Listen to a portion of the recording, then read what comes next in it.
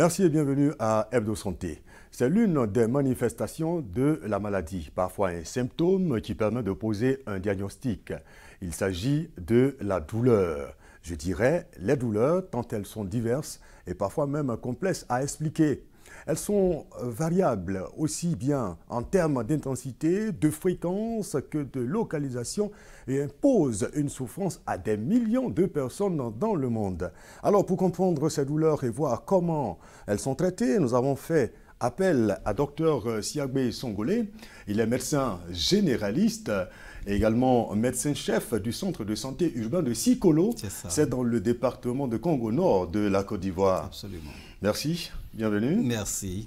Vous n'êtes pas seul, j'allais dire, avant ça, vous avez œuvré à l'association ivoirienne des soins palliatifs en tant que coordonnateur. Absolument. C'est ça, hein? C'est ça. Voilà, il fallait donc faire la précision. Vous n'êtes pas seul. Avec nous également sur ce plateau, docteur Sondolé Conan Nyoli Clément.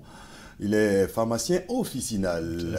Bienvenue, docteur. Merci. Alors, le pharmacien officinal, qu'est-ce qu'il fait? Le pharmacien officinal, donc, il a une officine, communément appelée pharmacie. Donc, il délivre les médicaments ou il conseille. D'accord. En tout cas, merci à tous les deux d'avoir accepté notre invitation. La douleur, comprendre et prendre en charge. Dans un premier temps, qu'est-ce que c'est que la douleur? Bon, je vais... Docteur Siagbe. Ok. D'accord, oui, la douleur. Il faut dire que c'est une expérience sensorielle et émotionnelle désagréable qui est liée à une lésion tissulaire. Donc, c'est fort ça, en français facile. Comment on peut... oui, la douleur, c'est le fait de sentir un mal. Pour être plus simple, un mal dans une partie du corps. Donc, c'est ça la douleur. Et il faut dire que c'est lié à une lésion tissulaire. C'est-à-dire que si les cellules, sinon... Une lésion tissulaire. D'accord. Si un tissu, c'est-à-dire soit que ce soit le cœur, que ce soit le cerveau, que ce soit les muscles, lorsqu'il y a une lésion, ça crée une douleur. Alors cela nous emmène tout de suite à parler des causes. Absolument. Voilà. Qu'est-ce qui cause, qu'est-ce qui peut engendrer la douleur? Ben, pour être plus simple, on dirait il y a quatre causes, mais la première cause, c'est la maladie d'abord. La maladie? La maladie de façon générale. Et quelles sont ces maladies, généralement? Ben bon, pour être plus simple, même un paludisme crée une douleur. Le paludisme, on crée des céphalées. Voilà. Une gastroentérite, c'est-à-dire une diarrhée, peut créer des douleurs abdominales. D'accord. Voilà, ça c'est des maladies courantes. Donc pour dire que pratiquement toutes les maladies créent une douleur. Donc la maladie, première cause. Et voilà. La seconde cause, il y a les complications de la maladie. Et la troisième cause, le traitement souvent de la maladie cause des douleurs. Et la quatrième cause, c'est la souffrance que la douleur elle-même induit. Puisque quand on parle de douleur, elle est plus somatique. On entend plus somatique, c'est-à-dire que c'est le corps qui ressent. Mais la douleur induit la souffrance. Parce qu'on ne peut pas parler de douleur sans parler de souffrance. Voilà. Donc la souffrance, elle est multidimensionnelle, sinon à 4 dimensions. Et ça crée une souffrance émotionnelle, parfois même spirituelle, sociale. Donc c'est un peu ça la douleur. Donc voici résumé les causes de la douleur. C'est qui engendre donc la douleur. Absolument. Alors quel est... Moi je voudrais, juste pour compléter, docteur Siagbe, il faut distinguer aussi ce qu'on appelle les douleurs psychogènes. C'est-à-dire qu'un trouble psychologique, je prends un exemple simple, la dépression, peut entraîner une douleur. C'est-à-dire que c'est vrai, il n'y a pas de manifestation physique en tant que telle, mais la personne à l'intérieur de ses pensées ressent une souffrance. Donc quelque part, c'est une douleur. Donc c'est ce que je voulais ajouter, parce que lié à l'émotion, à la psychologie. Donc, bien sûr. Voilà, c'est ça. D'accord, on parlera de comment quantifier, voilà, de comment identifier la douleur. Mais nous avons posé donc la question à la population. Qu'est-ce qui est à l'origine de votre douleur et comment cela est vécu? Voici quelques réponses. Quand ça fait mal dans la peau que tu n'as jamais connu là, c'est ça qu'on appelle douleur. Ça fait tellement mal que tu ne sais pas ce que tu vas faire. La douleur, c'est quelque chose qui te brûle, qui te ronge, mais tu ne peux rien faire, tu ne peux pas l'arrêter. Il faut que ça se calme seul. Yes, la douleur, vraiment, c'est insupportable.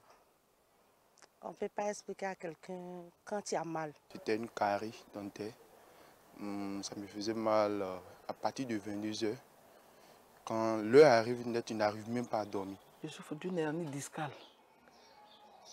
qui aujourd'hui a engendré d'autres maladies. Mais je souffre beaucoup, sincèrement je souffre. Parce que je vis tout le temps avec les douleurs, même la nuit. Tout est net, ils font mal. La tête même, ça tourne. Tu as l'impression qu'ils sont en train de couper les trucs qui sont à l'intérieur, au fait. Quand je mange quelque chose de dur, genre comme de l'arachide comme ça pique, ça déclenche en même temps. Et ça peut me faire mal sur des heures. Pendant 2 heures comme ça, ou bien 1 heure, ça me fait mal.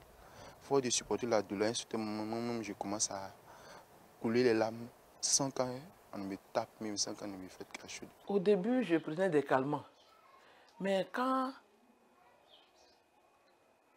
à tout moment, prendre des calmants aussi, et si ça va sur les reins, là encore, c'est un autre problème. Donc, pour moi, je vis même avec les douleurs. Tant que la maladie est là, la douleur restera toujours.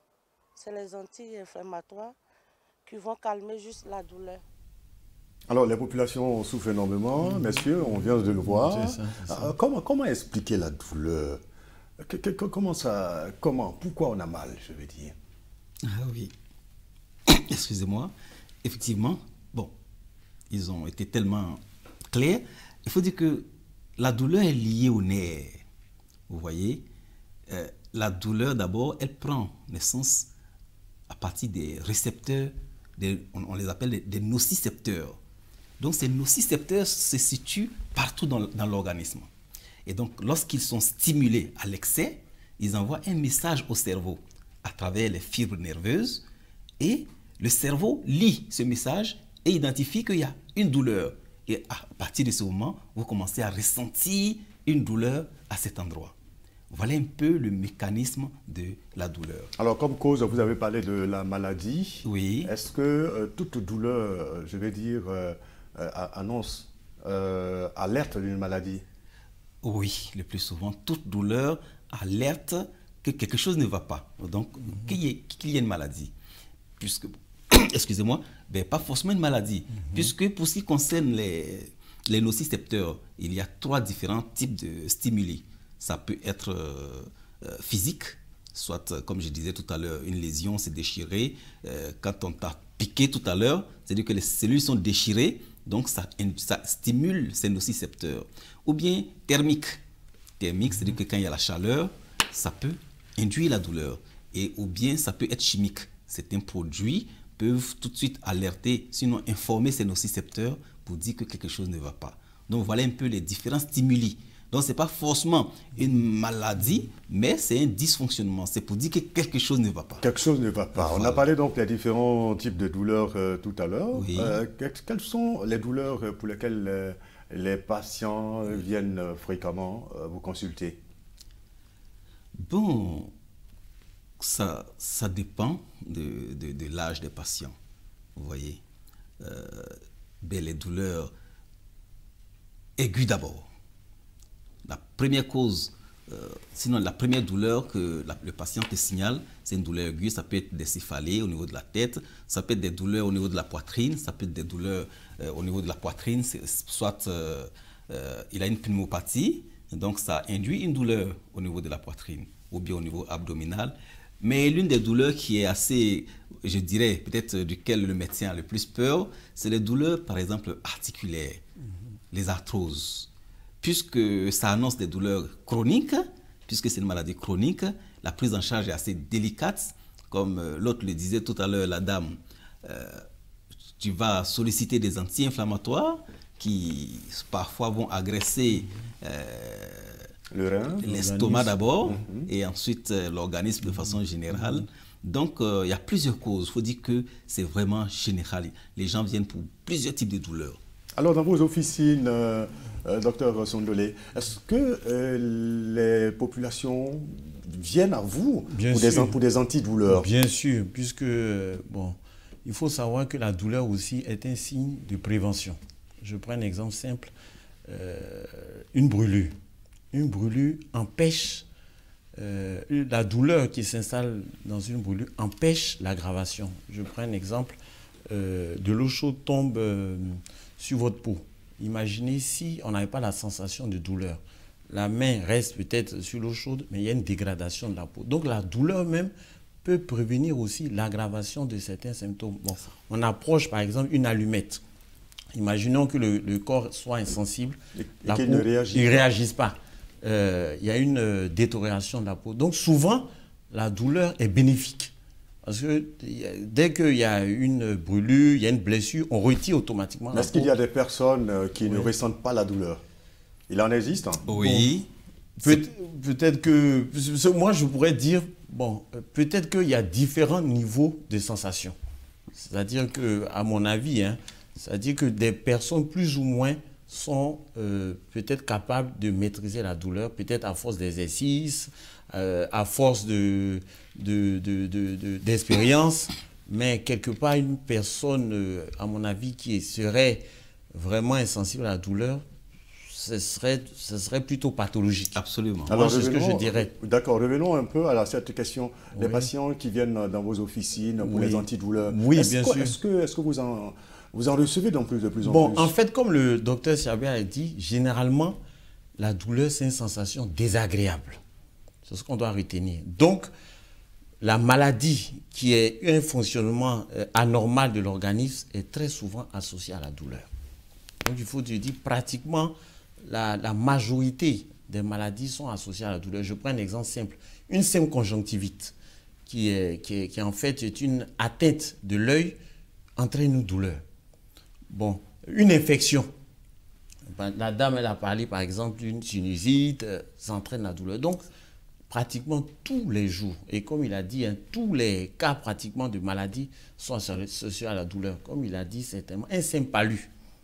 La personne a des maux de tête terribles, une sensation désagréable. Mais lorsque la personne vient en officine, oui, c'est pour la maladie ou c'est pour la douleur qui est engendrée par la maladie? Bon, le patient, lui, c'est cette sensation qu'il ressent. C'est pas forcément le diagnostic. Il se sent mal dans sa peau. Je crois qu'il y a un intervenant tout à l'heure dans votre reportage, oui. Voilà, qui a dit qu'il se sent mal dans sa peau. En fait, c'est ça. Le patient, lui, comment il vit la maladie, c'est cette sensation désagréable. Donc, voilà un peu à quoi on est confronté dans nos officines. Donc, très souvent, c'est la première demande de nos patients. Docteur Siabé, lorsque les malades viennent à vous pour les consultations, comment est-ce que vous arrivez à identifier la douleur, l'origine, et à quantifier même cette douleur? Ok. Je vais plutôt prendre la première question et ensuite la seconde question.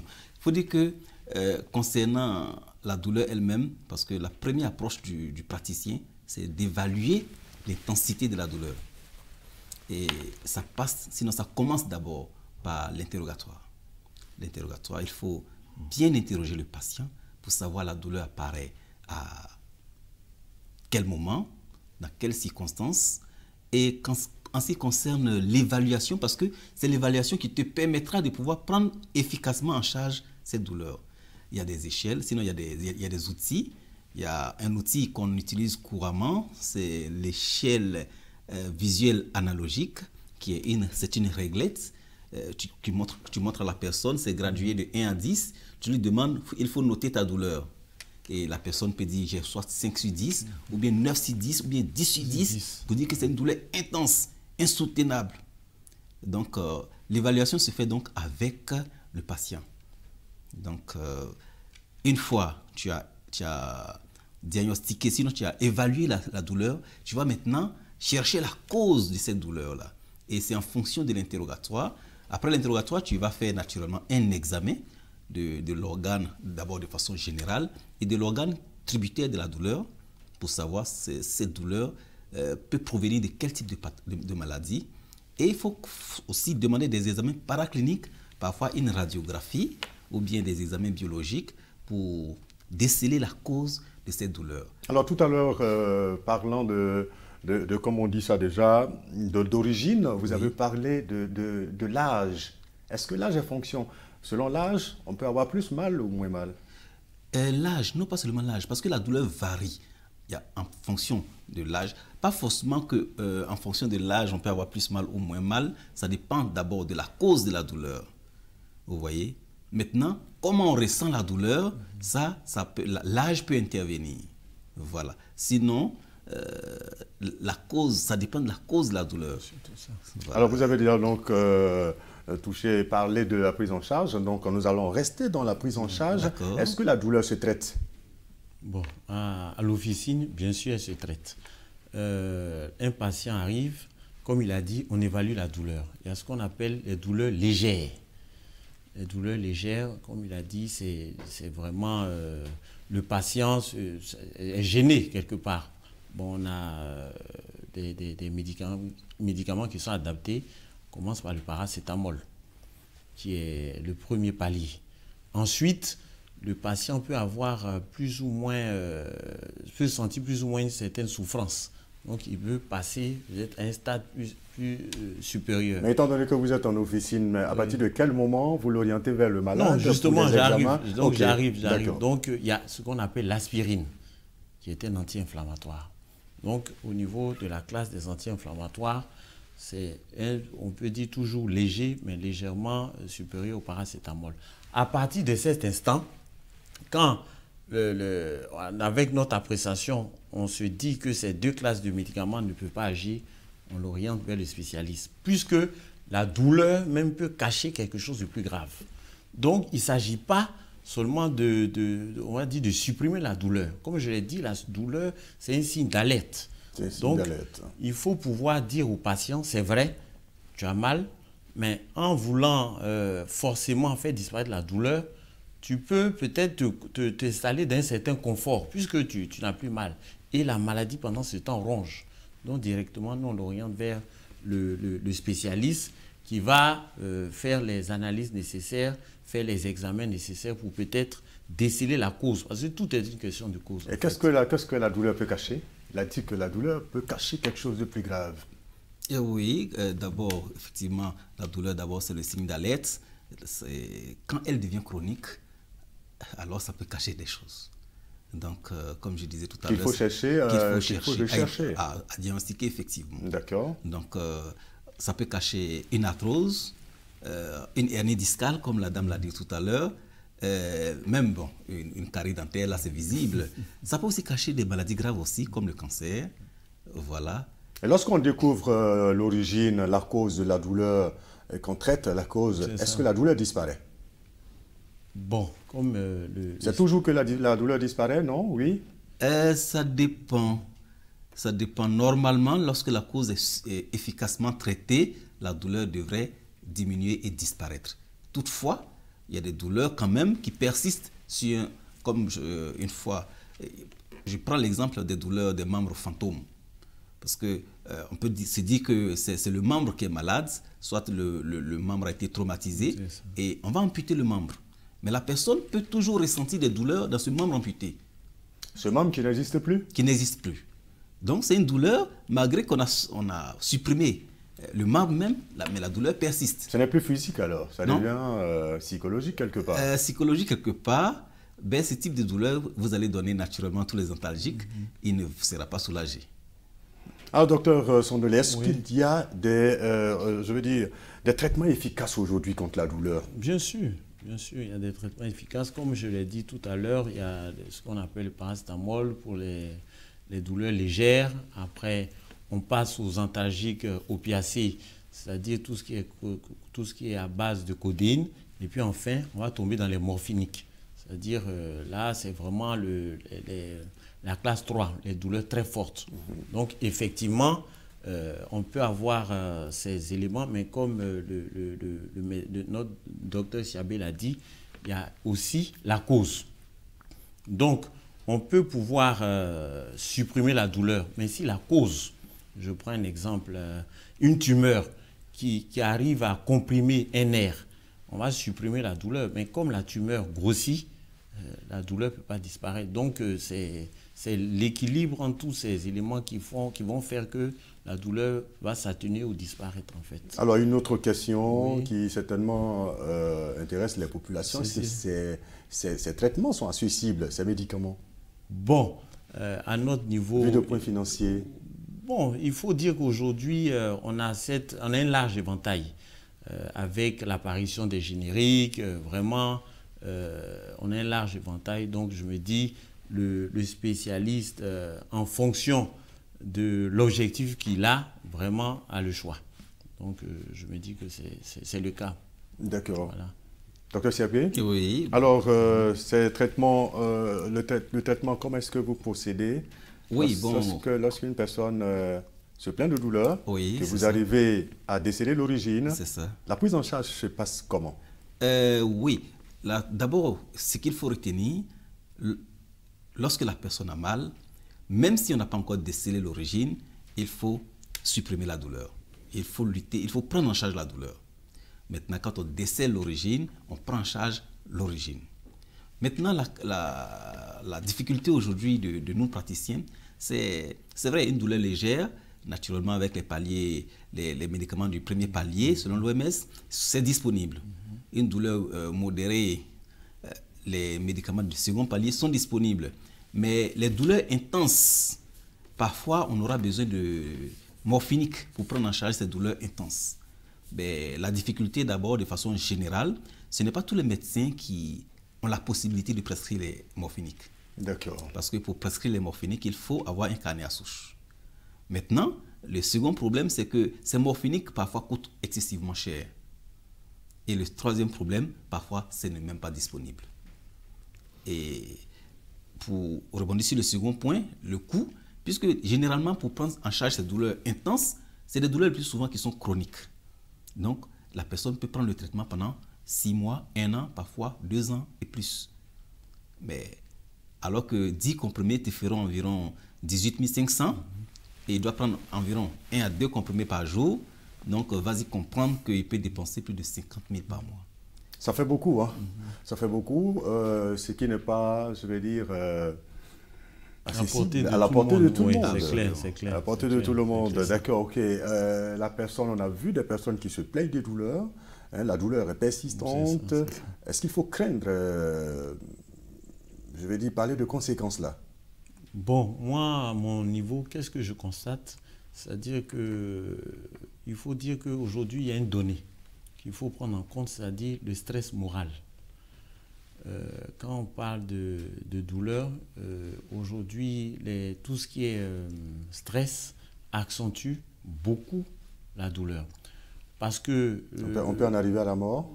Bon, je ne dirais pas à la mort, mais à un déséquilibre. Puisque la personne aujourd'hui, comme on l'a dit, la douleur peut être, c'est vrai, corporelle, mais il y a une douleur qu'on apprend à découvrir actuellement, c'est la douleur psychique. Donc avec les multiples crises qui se sont installées dans le pays, il y a cette composante qu'il faut prendre en compte en fait. D'accord. Voilà. Alors, est-ce que, je veux dire, cette question de la prise en charge de la douleur en Côte d'Ivoire et dans nos pays africains est vraiment prise en compte? Bon. Prenons d'abord le cas de la Côte d'Ivoire. Oui, je dirais que oui, parce que depuis longtemps, nous menons un combat dans ce sens-là. Comme je disais, pour ce qui concerne les douleurs légères, les douleurs modérées, il n'y a pas de problème. Mais c'est les douleurs intenses et chroniques qui posent problème. Et à ce niveau, l'État de Côte d'Ivoire, par exemple, pour ce qui concerne la prescription de la morphine, tout médecin a la possibilité de prendre un carnet à souche juste en se rendant à l'ordre des médecins. D'accord. Donc à ce premier niveau, le problème peut être résolu si les praticiens sont engagés. Maintenant, pour ce qui concerne la disponibilité, effectivement, au niveau de la Côte d'Ivoire, la nouvelle PSP fait l'effort de rendre disponibles les médicaments morphiniques dans les services spécialisés tels que les CHU. Je vais dire, est-ce que les scientifiques, parce qu'on a vu en Côte d'Ivoire ici un club douleur, et je pense que ce club douleur, il est au niveau africain. Est-ce que ce club douleur, les scientifiques mènent des réflexions pour que la prise en charge, je vais dire, soit améliorée et qu'on ait vraiment des traitements innovants? Eh bien, il faut dire que là, c'est relatif. Le club douleur, c'est vrai, c'est scientifique, mais c'est aussi du plaidoyer. Vous voyez? Parce que les médicaments existent. La question, est-ce que le prescripteur prescrit? Et si le prescripteur prescrit, est-ce que le malade a la possibilité d'en avoir? Docteur Sondolé, alors qu'est-ce qu'on peut retenir? La douleur, pour qu'elle soit mieux traitée. C'est ça. Qu'est-ce qu'on retient? Comme le docteur Siagoué l'a dit, il faut la prescription, il faut la disponibilité et puis informer le public. Généralement, ce qu'on rencontre comme difficulté en officine, le malade, il a mal. Il veut tout de suite se faire traiter, mais sans forcément traiter la maladie. Donc, on peut s'installer dans... Il veut avoir quelque chose pour faire disparaître voilà, sa douleur. En fait, on s'installe dans la chronicité. Et puis, il y a cette composante qu'il faut prendre en compte aujourd'hui, c'est l'intoxication au paracétamol. Le paracétamol, on a l'impression que c'est quelque chose d'anodin parce que tout le monde parle de paracétamol, Doliprane, mais en fait, il peut avoir une consommation abusive de paracétamol peut entraîner une insuffisance hépatique, c'est-à-dire attaquer le foie. Donc, c'est vraiment l'information qu'il faut donner aux patients, toujours se référer aux spécialistes, parce que dans ce cas, il y a trop souvent l'automédication. Absolument. Il faut faire très attention également aux médicaments qu'on appelle généralement les médicaments de la rue. En tout cas, merci à vous, messieurs, pour toutes ces informations. Et nous l'espérons vont permettre donc aux populations de ne plus voir la douleur comme une fatalité. C'est clair. Docteur Sondolé Kono-Nyoli, je rappelle que vous êtes pharmacien officinal. Merci en tout cas d'être venu. À vous également, docteur Siagoué Sangolé. Vous êtes médecin généraliste et médecin-chef du centre de santé urbain de Sikolo. C'est dans le département de Kong, au nord de la Côte d'Ivoire. À vous, merci de nous avoir suivis et rendez-vous la semaine prochaine pour un autre numéro d'Hebdo Santé.